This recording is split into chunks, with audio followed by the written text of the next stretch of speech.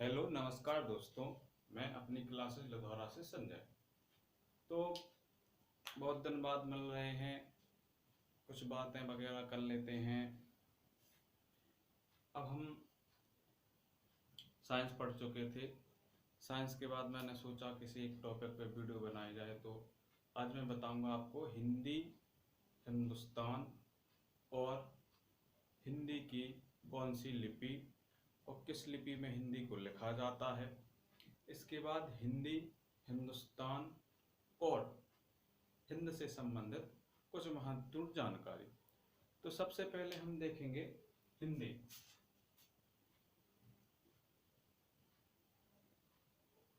तो दोस्तों, अगर हिंदी के बारे में बात करें तो हिंदी हिंदुस्तान की भाषा है, लेकिन हिंदुस्तान की भाषा हिंदी हमेशा से नहीं रही है। जैसे आपको ज्ञात है, पुराणों की भाषा संस्कृत है, देवताओं की भाषा संस्कृत है।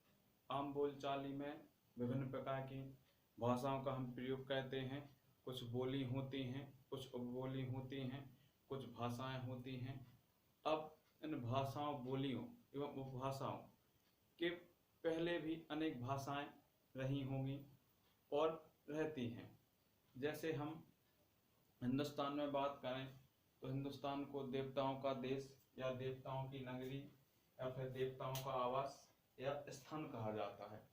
तो हिंदुस्तान में मुख्य रूप से अगर हम देखें तो जो ग्रंथ लिखे गए हैं या फिर इसके बाद जो भी हमारे पुराण लिखे गए हैं, सारा का सारा संस्कृत में लिखा है। तो फिर आखिर हिंदुस्तान की भाषा हिंदी बन कैसे जाती है, इस पे थोड़ी चर्चा कर लेंगे।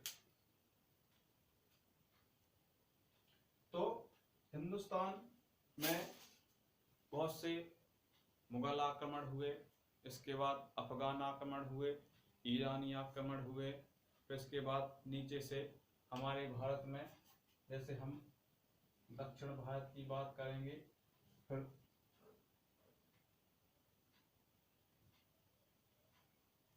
उत्तर भारत की बात करेंगे,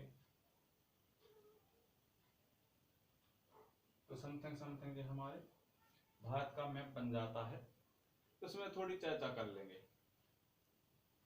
अब आपने देखा होगा, हिस्ट्री पढ़ चुके होंगे, कुछ आक्रमण इस साइड से होते हैं और कुछ व्यापारी व्यापार करने के लिए इस साइड से आते हैं। मतलब ये आपका कौन सा स्थान हो जाएगा उत्तर का, ये आपका कौन सा स्थान हो जाएगा दक्षिण का। अब जब हमारे देश में अफगानी आए, ईरानी आए, इसके बाद नीचे से डच आए, पुर्तगाल आए, ईस्ट इंडिया कंपनी के रूप में इंग्लैंड भी आया। तो यहाँ से कुछ भाषाएं जो हमारे देश में आई वो नीचे से आई, कुछ भाषाएं हमारे देश में ऊपर से आई। अब क्या होता है कि हमारे देश में ईरानी कौन प्रवेश करते हैं, ईरानी। तो हमारे देश में ईरानी प्रवेश करते हैं। अब जैसे आम बोलचाल में हम देखते हैं कि कुछ तोतले लोग होते हैं, हा को सा, पा को का, ना को पा। जैसे कोई कहता है पानी तो कोई कहता है पानो। तो इसी प्रकार क्या होता है, हमारे देश में ईरानी लोग आते हैं। अब यहाँ पे है हिमालय या नेपाल के पास क्या है आपका हिमालय। तो हिमालय से मुख्य नदियां निकलती हैं। जैसे इस साइड जाएंगे तो कौन सी नदी निकलती है आपकी सिंधु। यहाँ से देखेंगे तो कौन सी नदी आती है आपकी गंगा। यहाँ से देखें तो कौन सी नदी बहती है आपकी ब्रह्मपुत्र। तो हिमालय से आपकी 3 नदियां निकलती हैं।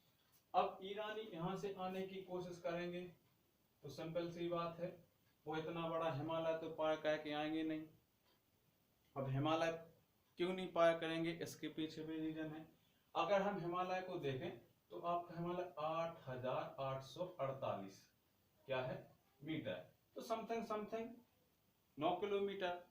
अब 9 किलोमीटर की ऊंची चढ़ाई करके बर्फ के स्थान को पार करके तो कोई आएगा नहीं। सिंपल सी बात है, ठंड के कारण मर जाएगा और बरसात के कारण फिर जम के वह चला जाएगा। तो उन्होंने कौन सा रास्ता अपनाया आपका, यहाँ से होते हुए, मतलब श्रीलंका, अब आपके क्या से जम्मू कश्मीर या श्रीनगर से होते हुए पाकिस्तान, पाकिस्तान के पठानकोट, कहाँ से? पठानकोट। पाकिस्तान के पठानकोट से क्या कहते हैं? जब प्रवेश कहते हैं। अब यहाँ इन्हें क्या पता चलता है कि एक नदी बहती है जिसे क्या कहते हैं? सिंध नदी। क्या कहते हैं दोस्तों? सिंध नदी। अब सिंध नदी के बारे में थोड़ी जानकारी ले लेते हैं। तो सिंध नदी आपके हिमालय से निकलते हुए भारत में जम्मू कश्मीर श्रीनगर से होते हुए पाकिस्तान में पठानकोट होते हुए आपके कराची से होते हुए सीधी कहाँ गए थे? आपकी खंबात की खाड़ी में। खंबात की खाड़ी में आते आते जो पूर्ण 2900 किलोमीटर की दूरी पूरी कर लेती है। तो जो हमने किसके बारे में जान लिया? थोड़ी जानकारी ले ली सिंध के बारे में। तो जो ईरानी होते थे वो सा को क्या कहते थे? सा से कहते थे वो हा। सा से क्या कहते थे? हा। और हा से क्या कहते थे वो? सिंपल सी बात है, सा। तो उन्होंने सा से हा कहा और हा से सा कहा। तो सिंध से उन्होंने क्या कह दिया? हिंद। सिंध से क्या कह दिया उन्होंने? हिंद। अब हिंद कह दिया तो उन्होंने बताया कि जो क्या कौन सी नदी बह रही उनके मुताबिक? हिंद नदी। हिंद नदी बह रही। अब हिंद नदी के नीचे का स्थान उन्होंने क्या कह दिया? हिंदुस्तान। तो क्या कह दिया? हिंदुस्तान। मतलब हिंद के नीचे का स्थान क्या हो गया? हिंदुस्तान। अब हिंदुस्तान में बोली जाने वाली भाषा क्या हो गई आपकी? हिंदी। हिंदुस्तान में बोली जाने वाली भाषा क्या हो गई आपकी? हिंदी। अब हिंदी में देखेंगे आप मुख्य भाषा, बहुत से इसमें शब्द जोड़े गए हैं। कुछ शब्द आपके उर्दू के हैं, कुछ जापानी हैं, कुछ देसी शब्द हैं, कुछ विदेशी शब्द हैं। विभिन्न प्रकार के शब्दों को जोड़ के हम यहाँ हिंदी को शुद्ध हिंदी ना बोल के क्या बोलते हैं? खड़ी बोली। क्या कहते हैं हम? खड़ी बोली। अब हिंदी तो हमने जान लिया कि हिंदी की उत्पत्ति या हिंदी शब्द कहाँ से आया। अब थोड़ा ये भी देख लेंगे कि हिंदी को लिखा किस में जाता है। तो विभिन्न प्रकार की क्या होती हैं? आपकी लिपि होती हैं, जिसमें से एक आपकी लिपि का है नाम है देवनागरी लिपि। कौन सी लिपि है आपकी? देवनागरी लिपि।